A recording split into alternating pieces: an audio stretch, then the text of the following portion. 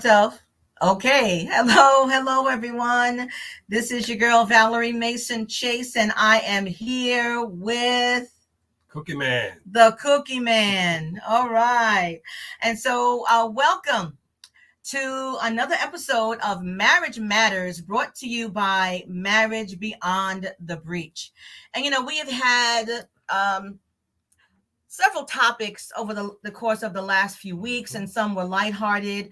But this is a very serious topic that we're going to talk about on this evening.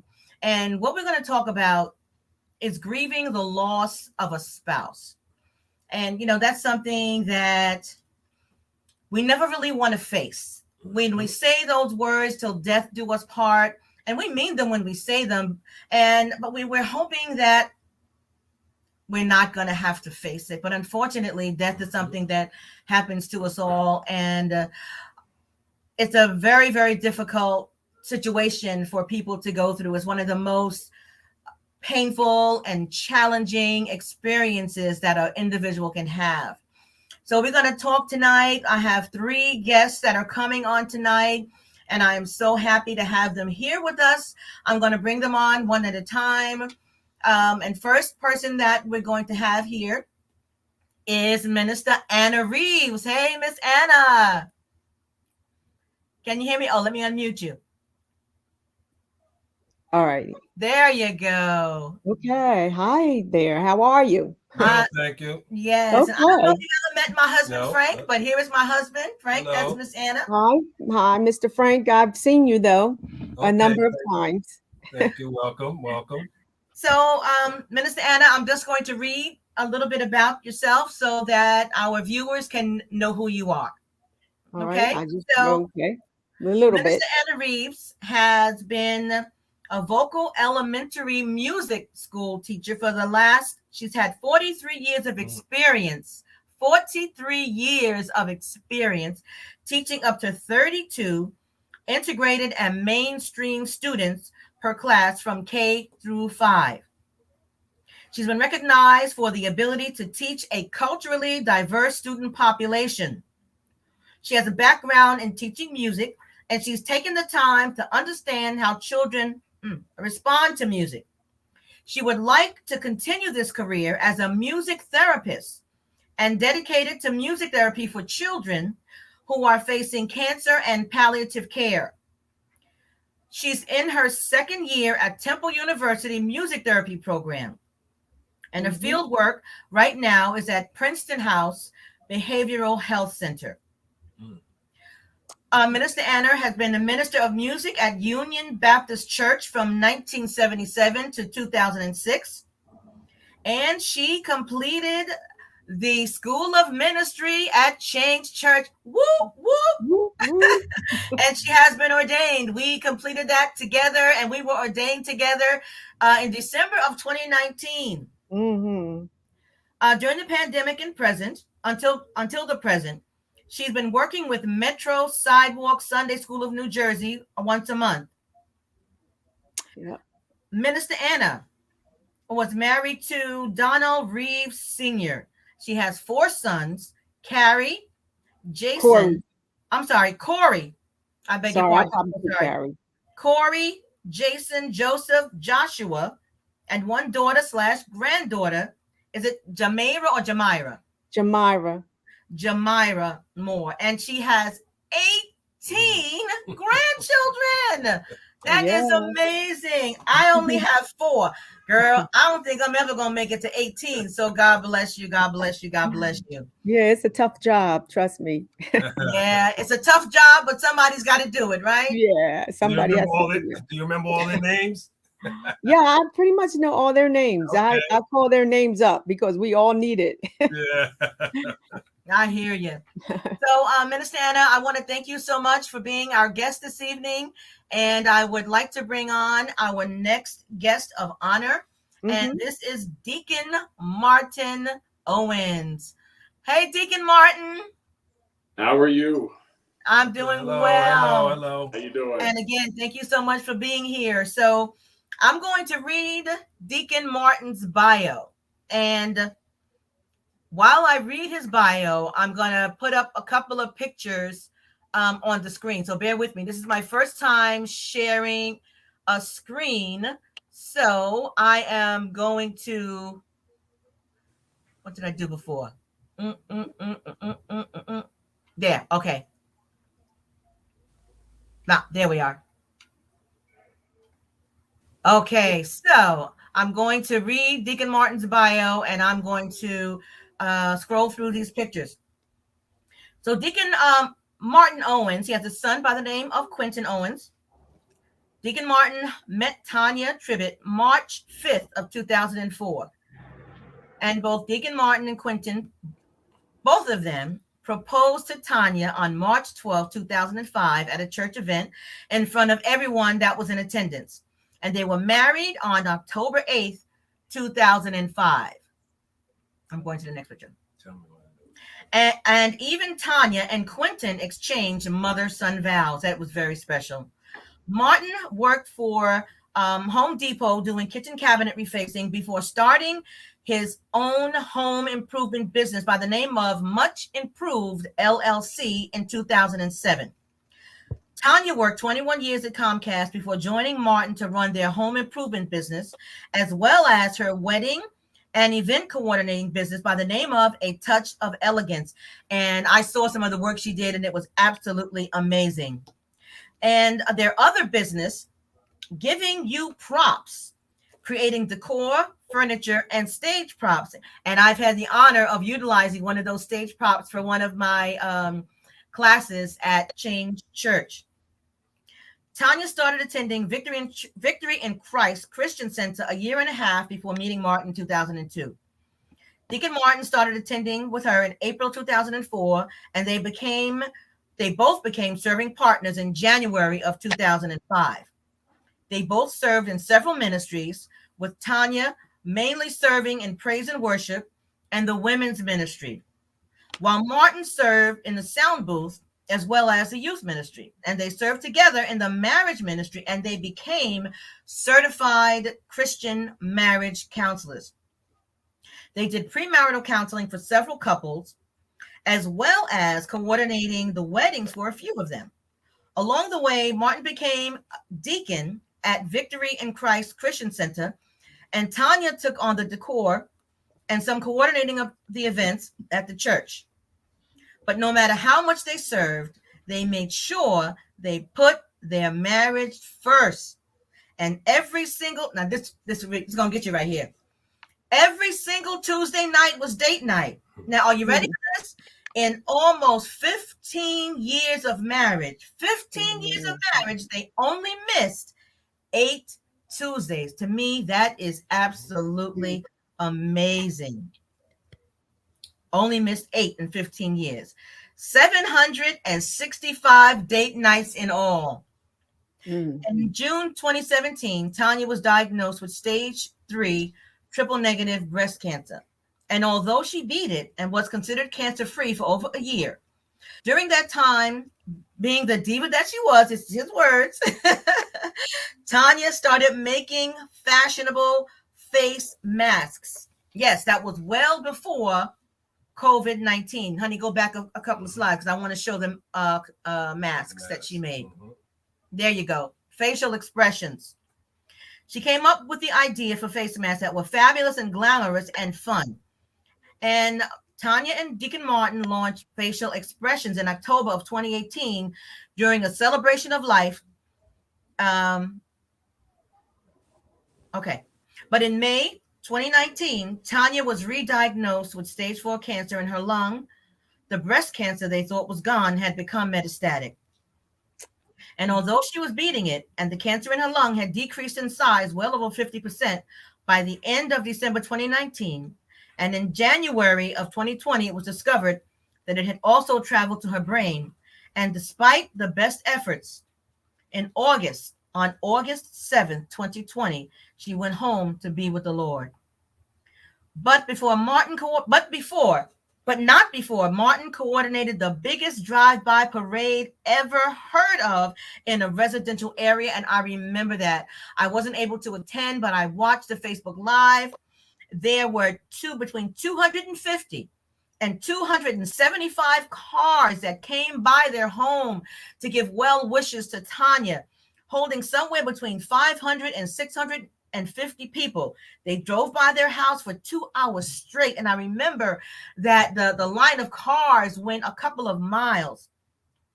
They overwhelmed Tanya as she waved from the sidewalk. From the beginning when she was diagnosed, Tanya had started writing a book about her breast cancer experience and kept a journal of her thoughts and experiences along the way. Martin is assisting in the writing of the first book with some of Tanya's girlfriends who offered to be ghostwriters for the book. He is also working on 3 other books, the first of which bears witness to his wife's second battle with cancer and her amazing walk and relationship with God through it all.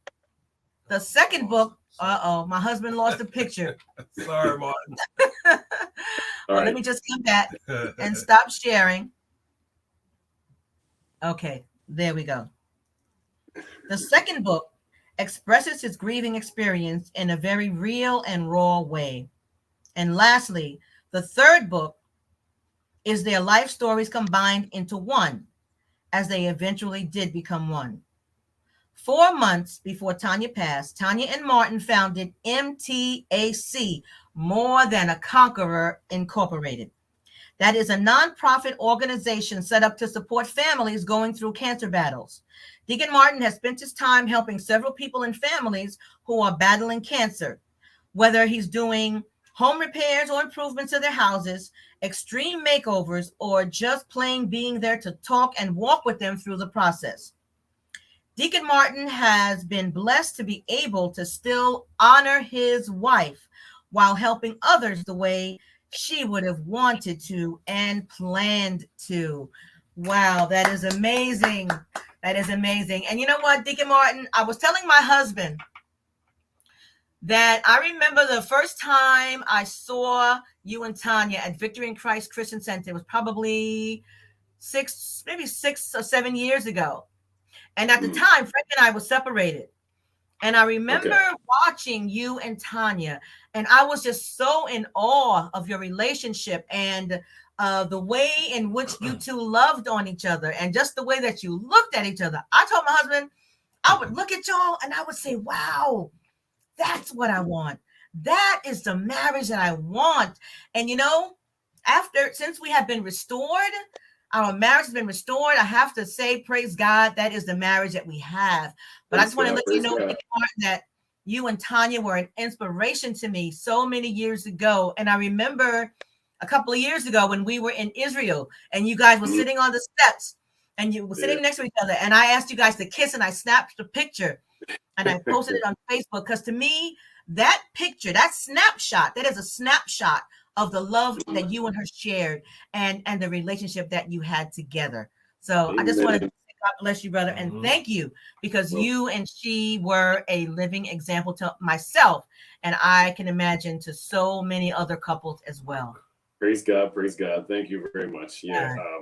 It was, I even think back and just amazed at how the marriage went. And God is just very, very awesome, because I didn't deserve her. I really didn't. I can go into that all night long, but I won't. But yeah, I mean, it was really, it was even better behind closed doors than it was, in public. So. Yes. Praise God. Oh, let me put the comments on. Oh, there are comments here that I missed. Yes, Kelly Rodman says, yes, it was amazing. Lisa Hopkins is there. Hi, Lisa. Marsha Woody is here. Hi, Marsha. Oh, my sister Jackie Sedell. I'm sorry, guys. I just put up and Nisi, my daughter-in-law. I just want to give a shout out to all of you guys and thank you for watching. And if you have the ability to share and continue to make comments as we go. So with us tonight also, we are blessed to have a grief recovery specialist with her, and that is Andrea Johnson, and I'm going to bring her on as well. Hi there, sis. Hi. Hello.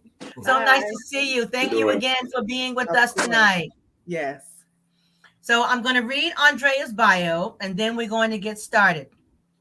So Andrea Johnson is a certified grief recovery specialist, entrepreneur, and transformational life coach.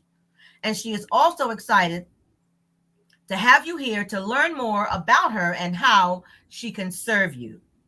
Andrea says, if she had to choose 3 words to describe herself today, she would choose grateful, passionate, and healed. And healed is in all caps. However, the journey getting to this space in her life was one that was filled with a myriad of experiences.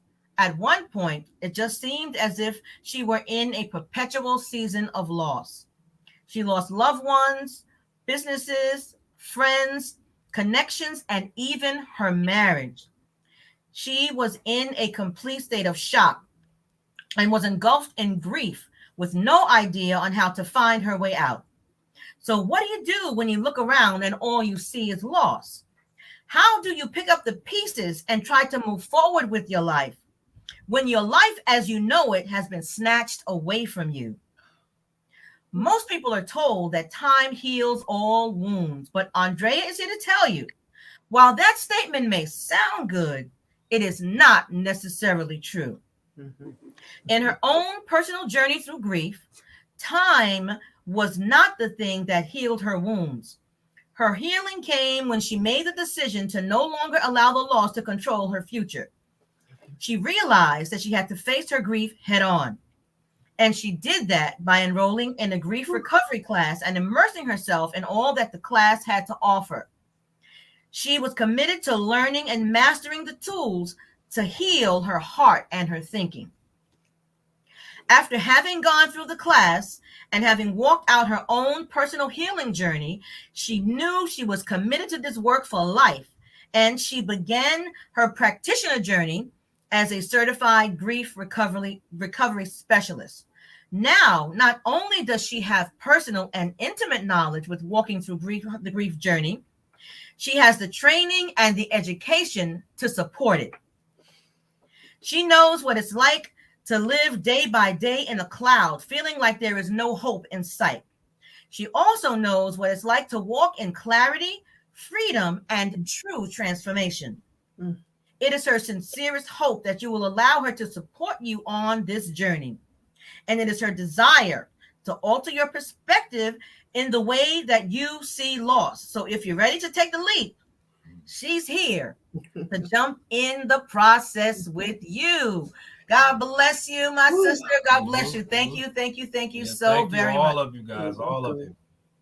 So, as I said, this is not an easy topic to talk about, but I believe that it is, with all its difficulty and complexities, that it is a necessary one because loss is something that happens to us all in one way or another.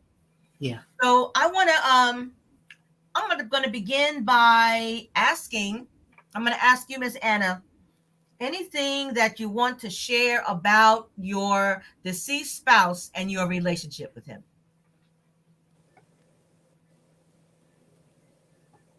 Wait, unmute yourself. You're muted, Miss Anna. There you go, sis. Okay, so I'm going to start with Don because he was a funny person. He was a career specialist. And he had many careers, but whatever he did, he was good at. And of course, before I met him, he had already had children, and after our marriage, we were high and sometimes we had our lows, but nevertheless, he still cared, and he worried about me a lot because he became very sick. And he was sick for many years, and I think he was like taking about 18 pills a day. Wow. And then finally he was bedridden.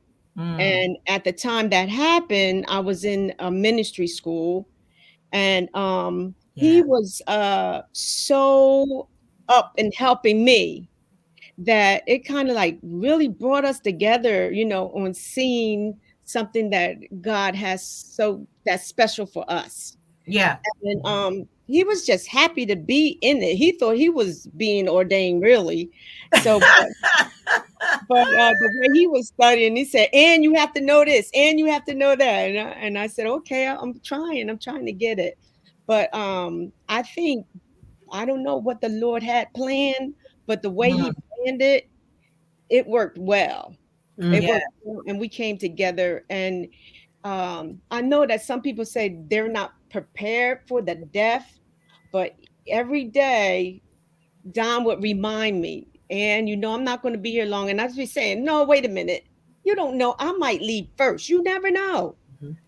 Sometimes the spouse is helping the sick one, and then all of a sudden that one goes. And then so I said, so we're not even going to talk about that right now. So I guess I was in denial or whatever. But yeah. So, but he prepared everything. Everything was in order. Insurance was in order.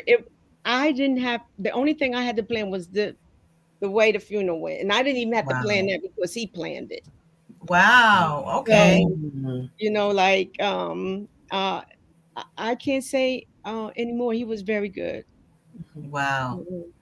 So yeah, I hear I'm listening to what you said, that it sounds like so many things were put in place beforehand to ease your burden, so that during your most difficult time of grieving, there were some things that were made a little bit easier because he prepared and took care of it ahead of time. Right, he took care of it ahead of time. Yeah. That to me shows how much he loves you. Yeah, and of course, I did go to 2 grieving classes after that, just to help myself. Yeah, because in palliative care, where I'm trying to go, children might pass away at that time. Most of them do.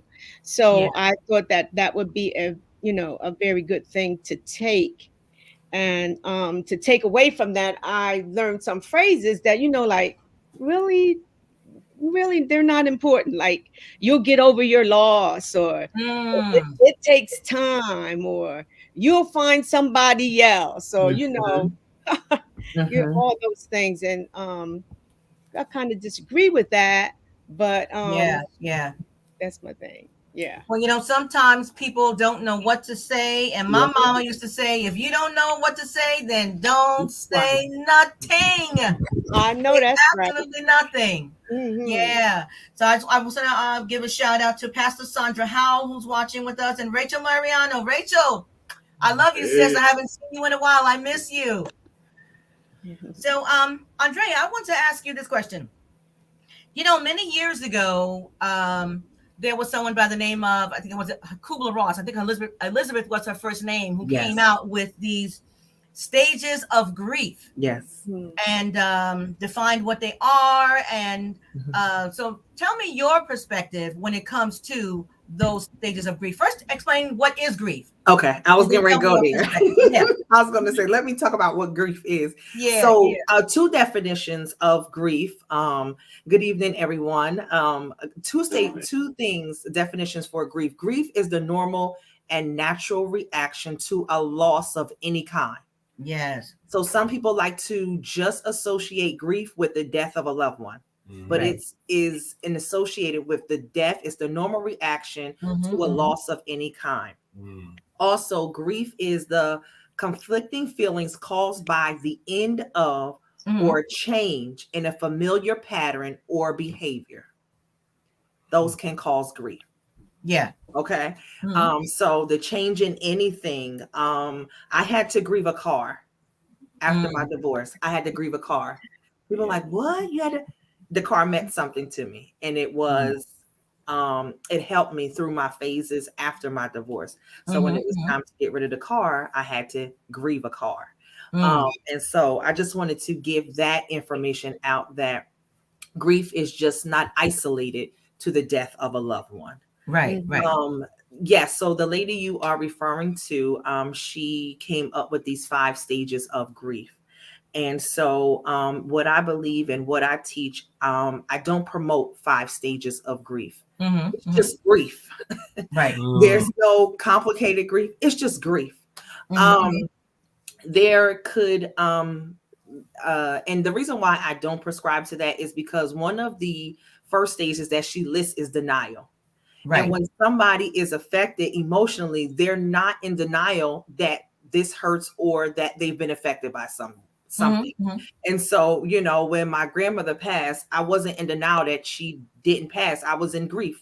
So I'm not in denial. And so that's why we don't prescribe to the stages, because most people, if you ask them what's wrong, they can tell you why. There's not a denial in that. Right. You know, so this hurt or this caused you know, this happened. So this is why I'm feeling this way. Or, you know, I moved to a different area because of a job and now I'm feeling lonely. Now I'm feeling isolated. Now I'm feeling sad.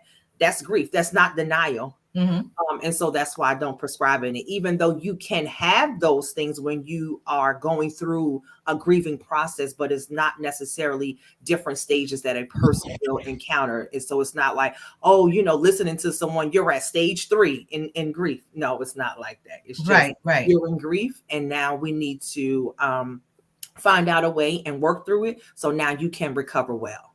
Yeah. Good. That's good. That's good. So, when someone is grieving the loss, excuse me, when someone is grieving a loss, particularly the loss of a family member or a spouse, at what point might you say this has moved from grief to now this person is clinically depressed?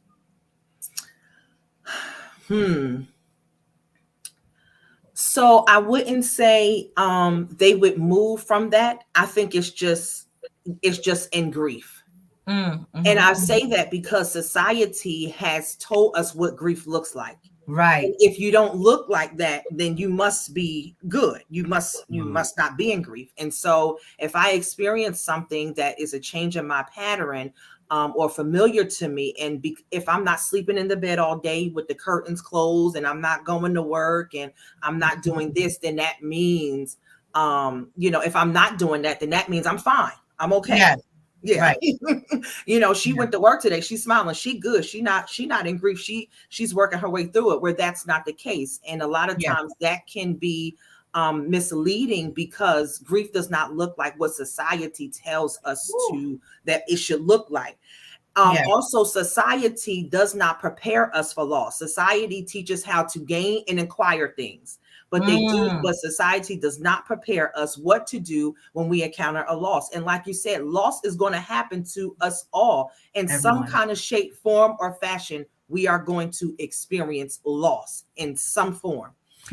But society doesn't prepare us for that. And that's why when it happens, we usually remain stuck there in that prison of feeling isolated, alone, and sad and confused. And we usually just stay there, even though we don't look like what society says we should look like, but we're still in that box. And it's not until a person is able to communicate what's going on and have someone safe to talk to and safe to communicate with, then now they can start, you know, breaking down those barriers and come out of living in that box. Yes. Thank you. And you know what? It's so interesting. I like what you said, that society has their perception of their idea of not only what grief is, but what it's supposed to look like when a person is grieving. Because I remember when Mama passed away, and I was at work. My husband happened to be home with her, because we her caregivers at that time. And I had gone to work, and Frank called me and told me that Mama had passed away. And I left work and went home. And 2 days later, I went back to work. And people look at me like I had 3 heads. Valerie, what are you doing here? Your mother just died. What are you doing here? I said, listen, I know my mama died. I know she died. Okay. I understand that. But she's gone. And we were in the process of planning her memorial service. So I felt that for me, it was better to be at work and be productive than to sit home and just and be sad and wallow and lick my wounds. But people around me thought that was strange, that I would. Did you encounter the same thing, Frank? When my mother died, actually, when my mother-in-law died, my mother and my grandparents going years back, you know, going back into my normal way of doing things, people look, there's something wrong. You know, when you just said earlier about the stages, how you don't have stages. And I said, wow, that makes sense, because if you look at stages as numbers, and then you get to what someone might classify as number 3, and I'm like, dang, maybe something's wrong with me because I didn't get to number 3 yet. Yeah. You're focusing on the numbers or the stages as opposed to just going through the grief, whatever it is, however long it takes you and where you go with it. Don't worry about 1, 2, and 3. Yeah, that's very good. Absolutely. That's good. And I've also had clients who, come to me and they're like, I haven't cried over this. And I'm like, why do you feel like you have to cry? Right. As long as you get out the emotional aspect of it and you're telling the truth about the emotions that you're feeling, that's all that's needed, because grief is emotional. So long as that emotional aspect is true and is authentic and that's what you're expressing, and tears don't necessarily have to come, but sometimes they do. Yeah, sometimes they do. You're absolutely right. So, Minister Anna, you mentioned that you did some grief recovery counseling. So, Deacon Martin, I'm wondering, what was your experience with that? Did you have any counseling after the death of your wife? I got counseling. I went on Facebook Market and I found a therapist. And her name is Precious, and she's 12 years old, and she weighs about 3,247 pounds. It goes 0 to 60 in about 3.7 seconds. And she looks a lot like this. This would be a smaller version of Precious. And usually our sessions are about 30 minutes long, but we have had one that was 7 hours long ago from North Carolina back home. And truthfully, Tanya and I always had the belief in our marriage that the happiest people don't necessarily have the best of everything. They make the best of everything. Yeah. And I knew my birthday say that again. Say that again, Deacon Martin. Say that again. The happiest people don't necessarily have the best of everything. They make the best of everything. And that's something we always did. I mean, no matter what, we made the best of every situation. Her last Christmas Eve, she had to get chemotherapy treatment and whatnot, and we went in there with reindeer glasses on and a hat and everything, and people just thought we were crazy because you couldn't steal her joy. And so we always made the best of everything. So she knew I always wanted to get a Corvette, and I know she was going to get one for me in the future. And I knew this birthday, this past July, well, there's no other way to put it, it was going to suck, because it was going to be my first birthday without her. She passed exactly 1 week after my birthday last year. Yeah. And so I decided I was going to make the best of it, and I went on a Corvette hunt. And I spent January, my plan was to spend from January to July to look for them and save up money. My only motivation to do any work or do anything whatsoever was to just get a Corvette. As superficial as it sounded, it was my only motivation to do anything. And so that's what I went out doing, and lo and behold, I found one in May on Facebook, and it was exactly what I wanted, and then some. And so price-wise, the price didn't make any sense. It was ridiculous, and I had a whole lot of help paying for it, praise God, because it definitely was not by my own power. And so, and so it only goes out when I just feel like going for a drive, because Tanya and I went for a drive a lot. And we just went for drives, and that was just our way of getting out. We usually went to Atlantic City or whatever. And so I just take it out and go for a drive. It'll never go to a Lowe's or Home Depot parking lot. It'll never have a tool in it, nothing. It's purely therapeutic. And that's, so it's just one of those things where, I really enjoy it. But in terms of therapy otherwise, no, I haven't gotten therapy.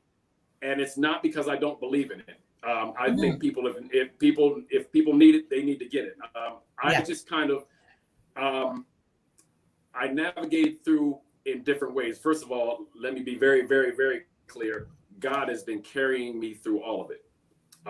So if you want to talk about a counselor, I have the wonderful counselor. And I'm not spiritually deep at all, but I will tell you right now, I have no idea how I've gotten through this past year and plus. Because I can't tell you what I did 2 days ago without having to really think about it. And Lord knows I have no idea how I spent the 3 weeks, planning her celebration of life that I did last year. But I planned the whole thing, and it was the kind of thing Tanya and I would do. She was a wedding coordinator, event planner, and everything. So I learned a lot from her, and I put it all into practice. But I can't tell you how I did it. I mean, the first thing I did after that was I went on a month-long drive across the country.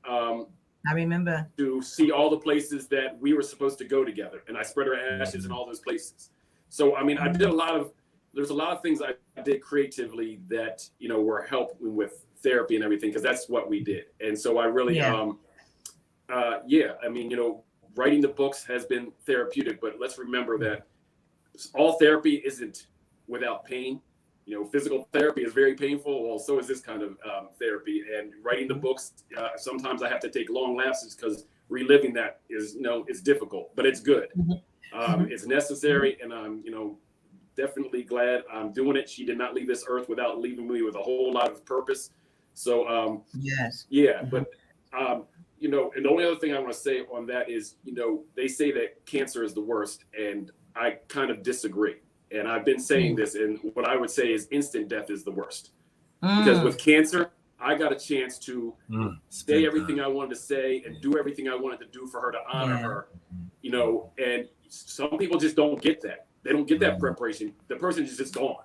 There's no chance to say I love her. There's no chance to do all those things for her. There's no chance to have prayed for her while they're still, and honor them while they're still living. So I have a degree of peace that some other people don't get. And so I'm quick to tell people that even though I'm not seeing a therapist, it doesn't mean I don't believe in therapists, because if my wife went the way some other people's, you know, spouses went, I would be in therapy.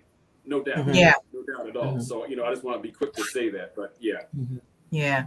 Thank you so much for that, Deacon Martin. And I remember when you went on that cross-country drive, because you posted a lot and you shared a lot of that as you were going. And I remember very fondly. So thank you for that.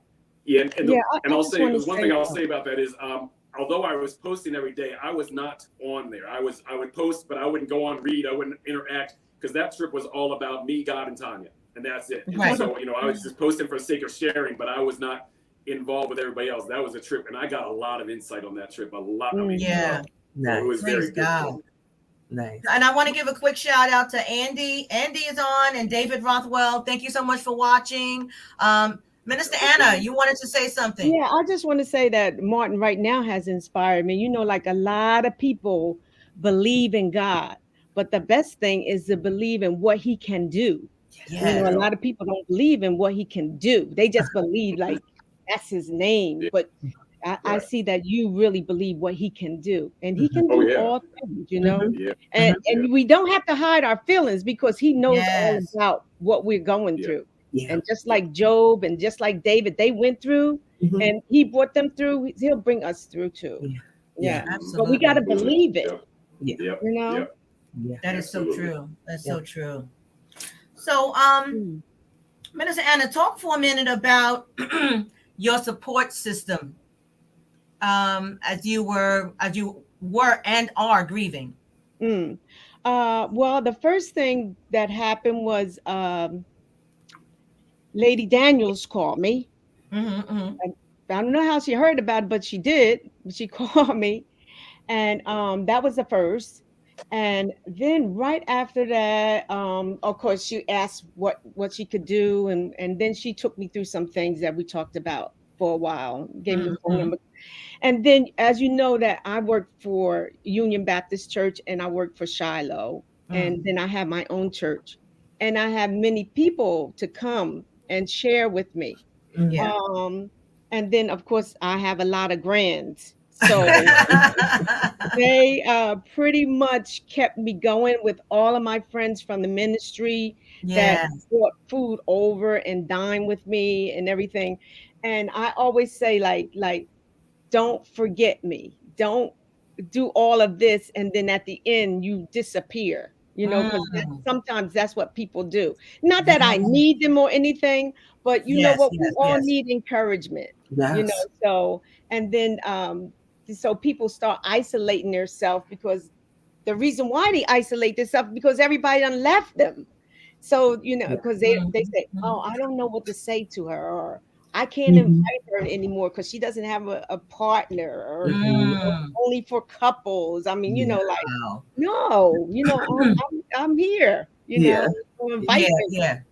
You know, and then like I said, I did go to the grief class. I went a couple of times, And the reason why I went is because I want to share with the parents once they lose their young ones. If they lose their young ones, I want to be prepared to show them the way or to show them love.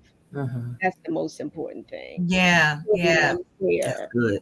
You know, no matter what the crisis may be in their own lives and how someone might be living, it doesn't matter. They need love. Right. So that's what I'm about. Yeah.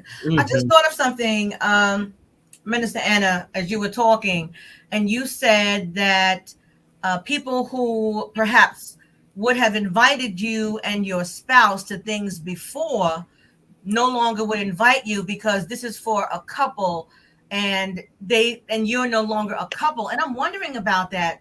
When or if you ever no longer feel like a couple and start to feel like a single person. Because I mean, I just can't imagine now after having been married for 40 years, I don't know what single feels like. I would have no idea. Yeah. So I'm wondering. So, you know, like, this is kind of personal, but I'm gonna share it anyway. And I think I shared it with a couple of people.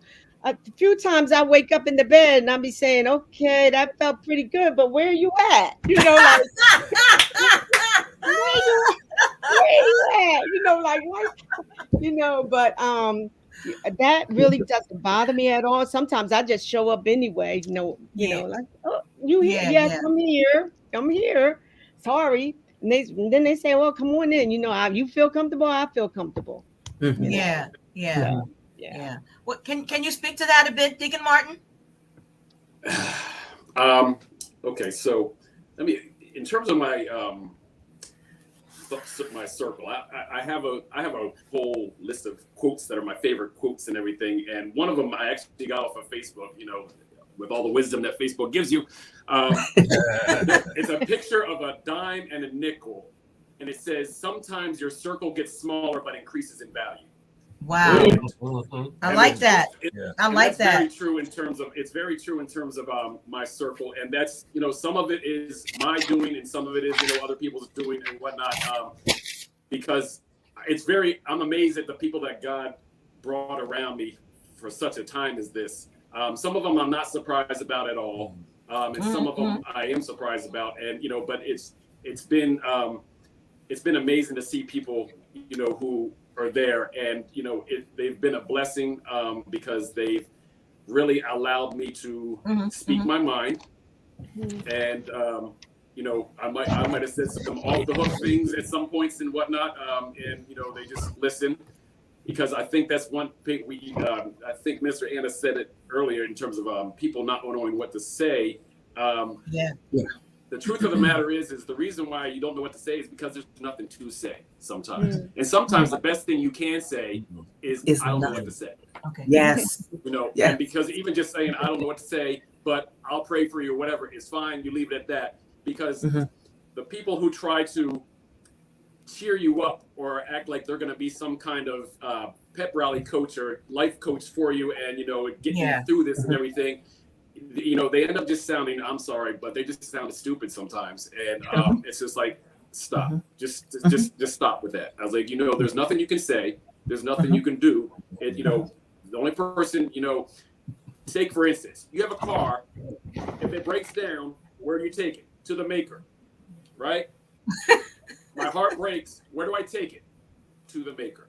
And so, you know, that's who I depend on most, but God has really put people around me who have just been there for supporting me. There's not a whole lot of people that can actually walk you through it because they don't know, you know, they can't, if they've never been down that road, they don't know where they're walking. That's like a blind guide, you know, taking you somewhere they've never been. And so, you know, but, you know, God will definitely put people in your path who can support you, just let you talk. And that's the biggest thing is, you know, I've come to the conclusion that when you're dealing with somebody that's grieving, one of the best things you can do is talk only long enough to allow them to keep talking and then shut up. To let them talk. You know, so, you know, because you just running your mouth. We have a saying, you know, people don't care how much you know until they know how much you care. Well, when you're grieving, you don't care how much they know and you don't care how much they care. So, you know, it's, but my circle has been great. in terms of the people that have really been there for me, and people do check on me. Yeah. And then there's other people that, you know, I won't talk about. There's been people that have been disappointing, but I don't hold it against them. You know, one thing people need to understand is sometimes people can't get to you because God is holding them aside because God's trying to talk to you. And the one thing I've gotten all this is my time of peace and quiet. I've gotten more insight, more understanding during that time of peace and quiet, where if people were always around me and always talking and always chatting, I wouldn't have gotten half the understanding I've gotten. So, you know, it's one of those things where you don't hold things against people, because sometimes it's God that's holding them back, because he doesn't want you to open their mouth and say something stupid when he's trying to talk to you. That's good.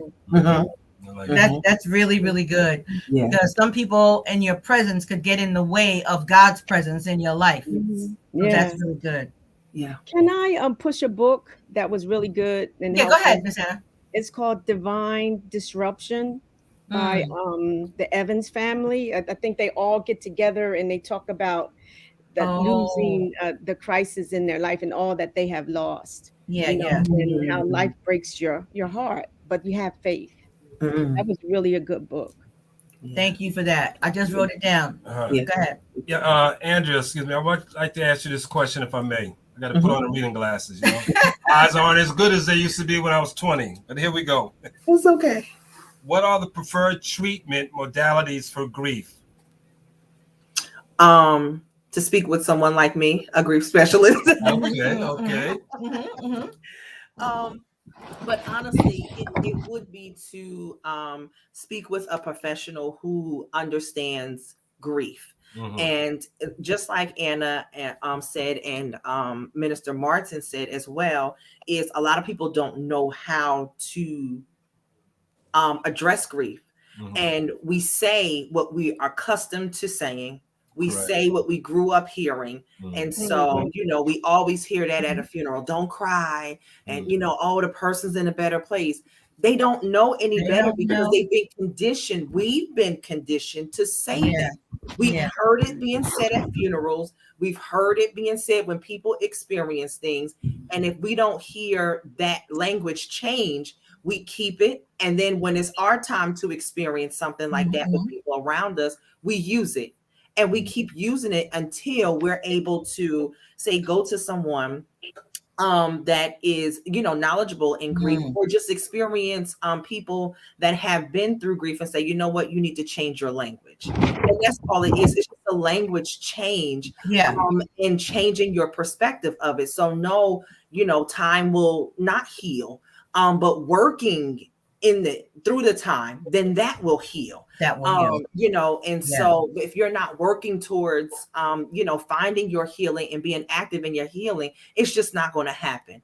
But a lot of times people say things that are intellectually true, but emotionally damaging. And that's so good. It does nothing for us emotionally, because grief affects us emotionally.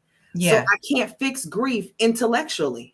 Right. So it's not until you start to give the person that space. And like Martin said, you don't have to say a lot of words, but if somebody is grieving, they just need to feel safe enough to tell you at times, I'm mad. But sometimes they don't know who to say that to because they're so busy putting on a facade that they're strong, that they have it all together. And, you know, I'm not grieving. I'm all right. You know, I understand the circumstance and I understand why it happened. But deep down inside, they're mad, but they don't know who to tell that to. And so it just stays in. So all I do is give people steps and tools, and I sit back and let them talk. Yeah, that's good. Yeah, that's just good. let them talk. Because a lot of grievers, it's not that grievers need to be fixed. They just need to be heard. Yeah, say that again, sis. Grievers do not need to be fixed. They just need to be heard. Amen, amen, and amen. And so I don't even take that approach like, you know, you're coming to me, I'm going to fix you, I'm going to help you. No, listen, I was in a grieving stage as well. I grieved a lot. I grieved this and I may grieve again, but you can recover well. Yes. And that's the thing, recovering absolutely. Things that you have lost in the process. And whatever that recovery looks like for you, it could be recovering self-identity or recovering your love, your peace, your sanity, things of that nature. That's what you're recovering. So yes. And my daughter Sidel, she just said everyone understands sadness, but not many people can truly understand grief. No, because it's isolated. It's still isolated. So a lot of times, even when I talk to people, when I go out, I have to break the mold and break that stigmatism of it, that grief is just related to death. Yeah. Yes. So it's not. Yes. And I was just saying, Marsha, what he says, yes, they need us to listen to their heart. Yes. Yes. Yes. And what I tell clients is I am a heart with ears. That's what I am. Yes. Yep. I want to say, though, many people suppress their feelings. Yes. And when they suppress their feelings, that causes a snowball effect of a lot of other things, like ulcers and headaches. And also, I believe that if you have the word, not a little word, but some words in your heart that God has said, it can be mending for your soul. Yes. Yes. You like for instance, Stephen, who was in the spirit, he was stoned. Yes. But God said he went to sleep. He didn't feel a death. He went to sleep. So you know that our people are going to sleep, especially if we believe and trust in what we know about what God can do. Absolutely. Yeah. Yes. Amen. That's very good, Minister Anna. And I just want to give a shout out to Hazel. Hey, Hazel, long time no see. Thank you so much for watching, sis. Thank you. Thank you. So, Deacon Martin, I know you have expressed that there are a lot of things that you and Tanya did that you and she had planned to do and had wanted to do. But I'm wondering is there anything that you wish that you had done or said to her before she passed away? Well, I'll tell you what. Very early in our relationship, Tanya said to me, I don't want us to ever get comfortable and stop trying to be better for each other. And we lived that. I mean, we truly did that. I mean, I always tried to impress her and do things for her and love on her. And she always tried to do the same to me. So there would have never been a time where I couldn't think of 1,000 things that I wouldn't have done more. But the truth is, I mean, I can look in the mirror every single day and say, I truly gave everything and she truly gave everything to me. There are some things in the very end that I wish happened differently, but I can't call that a regret because God was in the room. And so I can't worry about that. And, some of the things that I would have wanted differently because she wanted it a little differently. I'm pretty sure she's not up there griping about it right about now. There's not a whole lot that I would say that I would do more other than all the things I can think of that I would have done more. But I mean, that's all just the creative side of me. And I still do a lot to honor her still. And I plan on keep on doing that because she gave me enough love to last the rest of my life, whether that's 5 hours or 50 more years or whatever. So I'm good, and I have all the motivation I can need to keep on doing things, for her. Her year anniversary since her passing was this past August 7th, and it was 5:20 p.m. And so I saw that. Did the whole entire garden up, invited family and friends to bring plants that attract butterflies because her thing was butterflies. And so I ordered, 50 live butterflies to release at exactly 5:20 p.m. on August 7th this year. And that's what we did. And just going on, I told the story to the butterfly company, and the woman on the phone, she's like, that's the best story I've ever heard in my life. So, I constantly can think of other things to do and for her even now, because that was one of the things that I truly miss is that how much we got to give to each other. And she had such a heart of appreciation for everything I did. It just made me want to do more. And so, and I was the same way for her. So, I mean, there's nothing, I have no regrets in terms of things that I could have done that we didn't do. We did the darn thing. That's all I know. Yes. And I saw that when you did the butterfly release, August 7th. It was really, really beautiful. That was really beautiful. So, Andrea, I'm wondering, how can the person who's grieving maintain their connection with the deceased? So to maintain their connection with the deceased. So I love the question that you just asked them, because most of the time that is one of the things that I ask my clients is not to have regret, and definitely do not use the term, what is it? I put it out of my head so much. Guilty. The term guilty means, and when people may say, "Oh, I feel so guilty." Guilty is when you intended to harm someone. Yeah. So if you did not intend to harm someone, you can't say, "Oh, I feel guilty because of that." You cannot use that. The word that you should say is, "What do you wish you had done or said differently, better, or more?" Yeah. Yeah. And you have to put that into perspective. And so once someone is able to communicate that and get that out, again, by the work that I do, it's just like small, simple steps, and just offering people different tools and different languages to use to get rid of the bad parts that you remember in terms of your loved one or friend that has passed. Once you can process that, then all you have left is the fond memories. Yes, yes. So not that you won't cry from now, from it, maybe if you're telling the story, but it will not consume you. And those negative emotions will not consume you and stop your day. And so even now, I could talk about my grandparents. I may cry, but then after I cry and get it out, I'm like, okay, I'm done. I can move on with the rest of my day. But some people, when you have all those negative emotions and, oh, I wish this happened and I wish that happened, that clogs and that stops from you having those fond memories and just, thinking about your loved one in a positive way. Yes. Yeah. That's good. That's good. I just want to add to that. When I was on the road, in the middle of the night, guilt tried to come on me, as if as if to say there was something that I should have done, could have done, and I entertained it for exactly 30.5 seconds. And that's absolutely ridiculous. And I realized it wasn't necessarily just for me. And there's somebody else at our church that lost her spouse 3 months and 5 days before Tanya went. And so I texted her in the middle of the night and I said, guilt has a funny way of showing up places it doesn't belong. I was like, there is absolutely nothing you or I could have done to save them. I was like, there's a big difference between didn't and couldn't. Didn't is you could have and you didn't. Couldn't means you absolutely could not do anything and you would have if you could have. So I heard somebody else that story, and I watched somebody that was in the group that I was talking to. He just started crying, and I didn't know what was for. And then he told me at the end, he said, you just released me from 19 years of feeling guilty about my mom, because I felt like there was something that, I should have done, could have done and everything. He's like, I just got freed from that.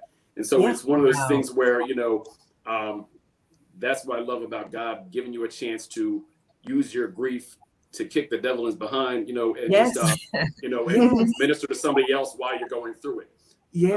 That guilt is, it's a funny thing, but it needs to just go away.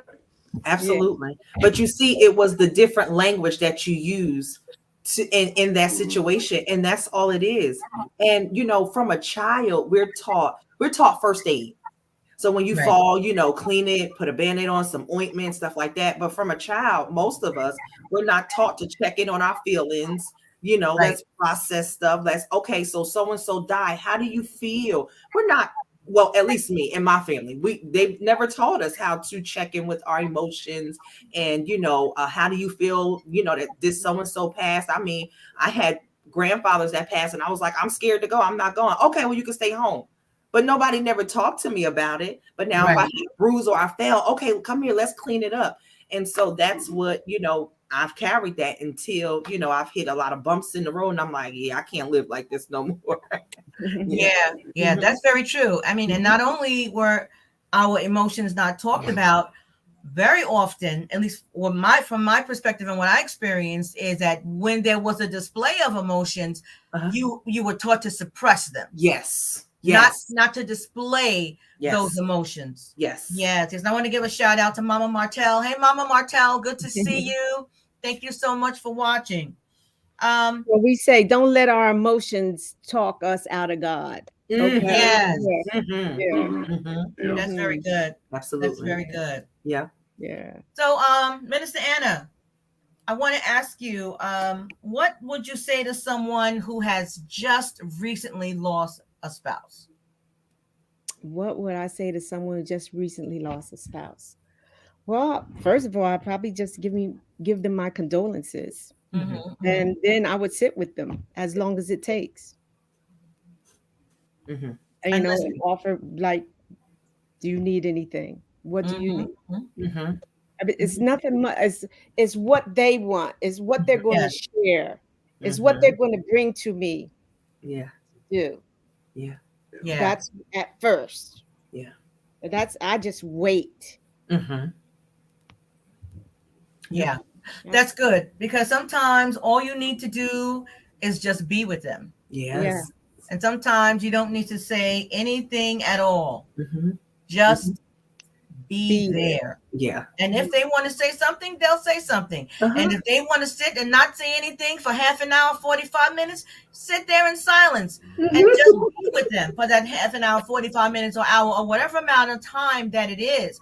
But sometimes I think we are uncomfortable with silence. Yes. Because we feel like we have to fill that silence with something. Yep. Yes. Even if it's our own voice. Yeah. Yeah. I want to give another shout out to Annetta Jones. Thank you for watching, Annetta. I think that's so important. And I do that too. Like my friends that I have. So, they know that I do this work, and sometimes they'll call and I'm like, okay, I can't give anything today. I can listen, but I can't give no advice. And then sometimes I'm on the opposite end. I'll call up a girlfriend. Listen, I just need to come over. I'm bringing a blanket and a pillow. Can I just sit on your couch? I don't want to talk. I just need to sit there. Yes. And so it's good that, I have friends that can understand that. And I have my friends around me are healthy enough. Like we just understand each other like that, so we know if you need a moment or something's off, then we could pick up, on it. But yes, I'll just go to her house and sit on the couch. She asks, do you mind if I talk? Yeah. You mind if I not talk? Okay, go ahead and talk. I'm gonna just sit here. And then I'll spend like an hour and a half there, and then I leave, go home, and I'm like, I'm okay now. I just wanted to be in someone's presence and not have to say anything, but I was going through something, but I just didn't want to talk right there. Yeah. That's good. That's good. So presence is louder than talking. That is true. Yes, that's what Minister Lisa Hopkins says. Presence is louder than talking. Yeah. So I just want to ask each one of you, how do you feel that you're coping right now from an emotional perspective?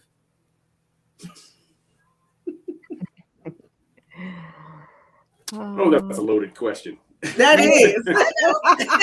So, do you want my answer right now, or you want my answer 3 minutes from now or 3 minutes ago? I mean, because it's one of those things where it can vary from moment to moment. Yes. And look, I will say this because I know people feel like it needs to be said, especially from a man. Yes. In my 51st year, I can easily say I shed more tears in the 51st year than I did my first 50 combined. Easily. It's not even close. It's not. I mean, there's been years where I never shed a tear, and easily, and it's okay, because I'd be more concerned if I didn't. She is worth every single tear, and the time I spent with her, I would never change that at all. Yes. And so, I just, in terms of coping,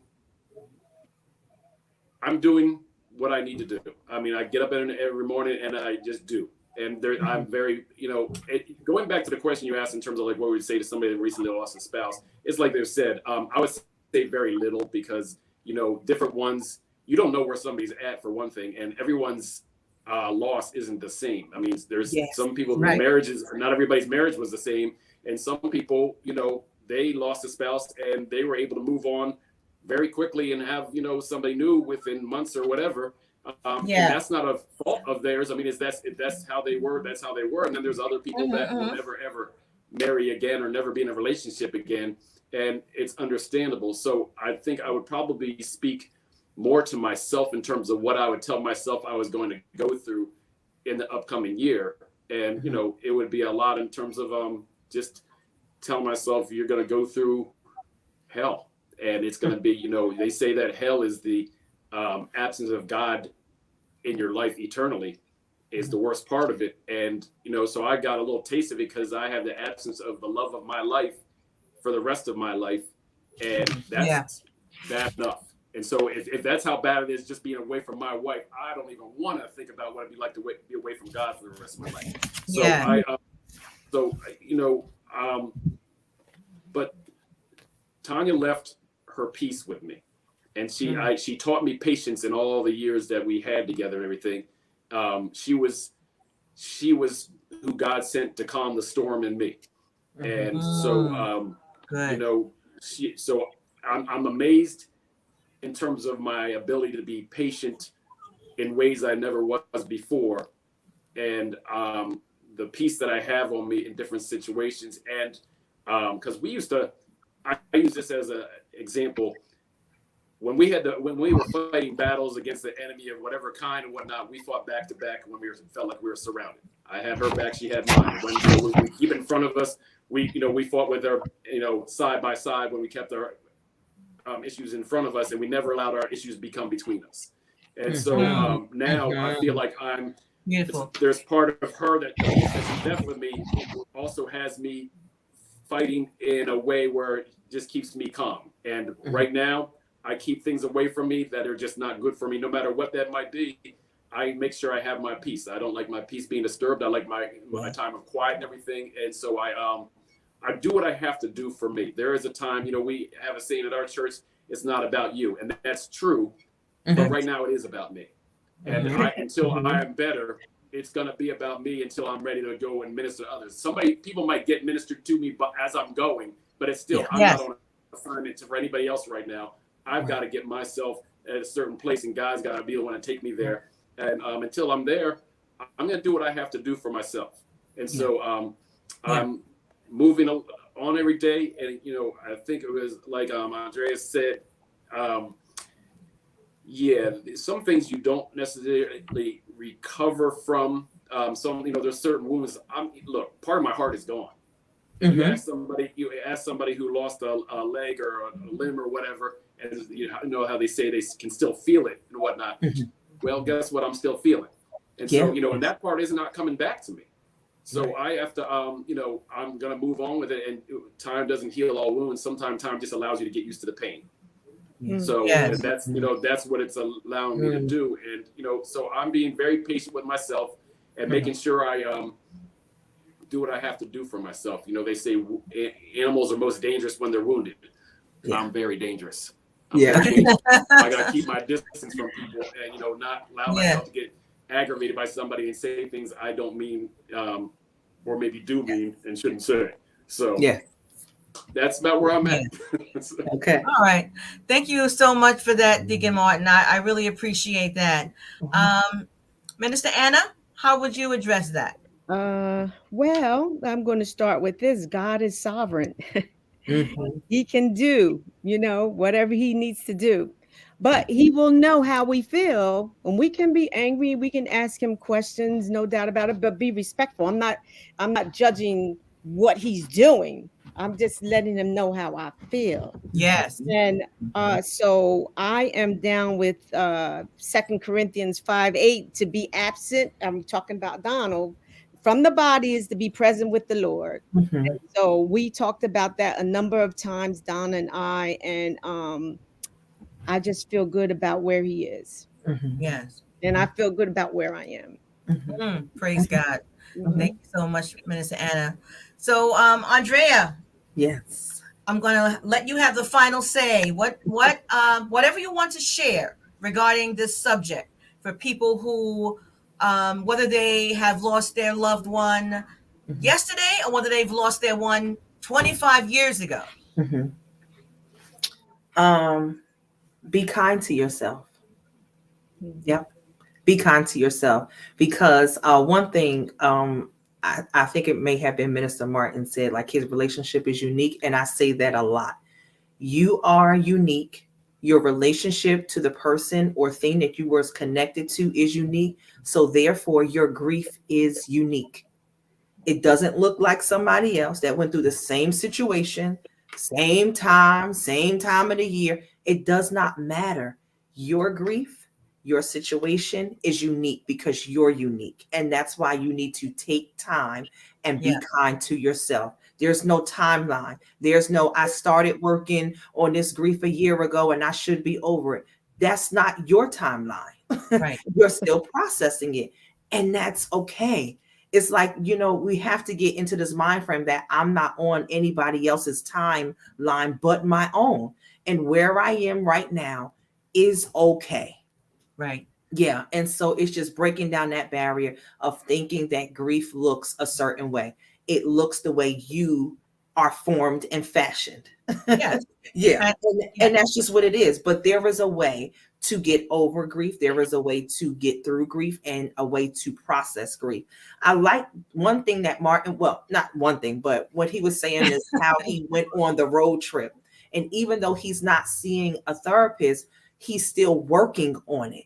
He's not just sitting there and allowing it to consume him. So he's still out being active in the things that he set and goals that he set for both himself and his wife. And it's just, I think that is healthy enough to still just be active and working through. This is the way he chose to work through his grief.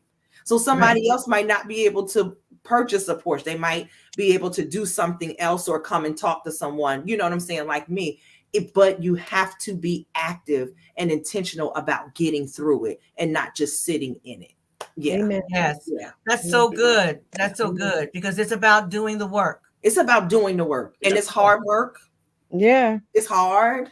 Yeah. It's hard. And it's hard. Yeah.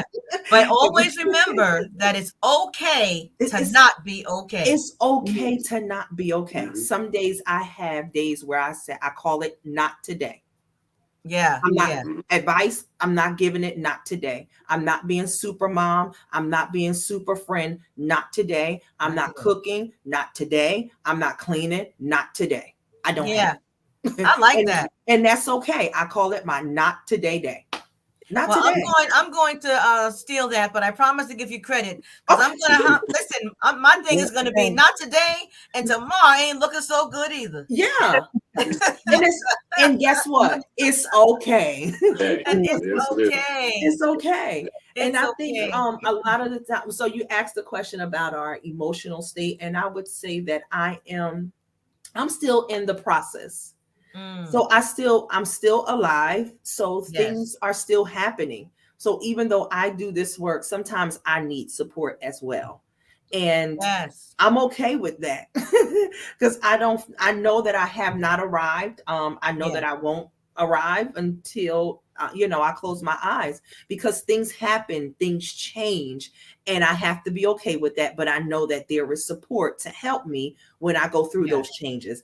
And that is what people need to know, that there is support for when you are in those, those emotional states that, you're not familiar with, you don't know what to do with it, you don't know how to get around it, who to talk to. And that's what I'm here for. A lot of the times I'm breaking the barrier of what they think grief counseling looks like. Right. And so a lot of times it's like people come on, they're like, this is what grief, this counseling thing is about. I'm like, yeah, we're just talking, right? I'm doing jokes and we're talking and I'm getting them to open up. But a lot of people think they're going to get on the, Zoom call with me and I'm going to be sitting there and I'm going to have a notebook and I'm going to have a pen. I'm going to be like, okay, so let's talk about your childhood. Go. And then once I break that barrier and create that safe space, that's not what it looks like. They're like, oh, I think I can do that. I think I can do this. Yeah, you can. It's just talking. I'm here to listen to you. I'm just going to probe you and give you some things to think about. And then I just want you to talk to me. Yeah. Yep. So listen, guys, I cannot thank you enough because a lot of times we tend to shy away from these types of conversations for fear that it's going to dredge up some negative emotion for the people who are experiencing grief, but it also has the potential to be cathartic. And this is also a way to remember and to honor the ones that you have lost, because listen, they are still here with us. Yeah. They are still here with us, and we want to still remember them. So I want to thank you so much. And I want to encourage anyone who's listening, if you or someone you know is grieving, whether they have whatever loss they have experienced, whether it's recent loss or it's a loss from a long time ago that they have not fully processed. You can go to Andrea Johnson. She's at Altering Perspectives, alteringperspectives.com. And her name, the business and the number is right there, 732-200-2518. alteringperspectives.com, 732-200-2518. And reach out to her. You will not be sorry. You do not have to go through your experience alone. You don't have to listen to the naysayers or the negativity. You can enter her space, and it is a safe space to be vulnerable and to open up and to share from your heart what you are really and truly feeling. I can't thank you guys enough. I thank you guys for sharing your loved ones with us, for sharing your stories with us. I mean that from my heart. And that's all I can say is just thank you, thank you, thank you. And I'm looking forward to the time when I can see each one of you again. Yes. Oh, okay. Yes. All right. God bless you guys. God bless you. Thank you for the opportunity to come on. I'm honored. Thank you. Yeah. Thank you All for right. letting us come on. Yes. Yes. Good night, everyone. Good night. So good night, everyone. This is Valerie signing off from Marriage Beyond the Breach. This has been an episode of Marriage Matters, and we were discussing loss and grief, and specifically the loss of a spouse, and the ways in which that we can cope when those things happen. All right. So God bless you. Thanks for watching. You can like, share. If you're watching it on YouTube, you can subscribe. It's marriagebeyondthebreach.com. And also remember, alteringperspectives.com. Good night, you all. Be blessed. Bye-bye.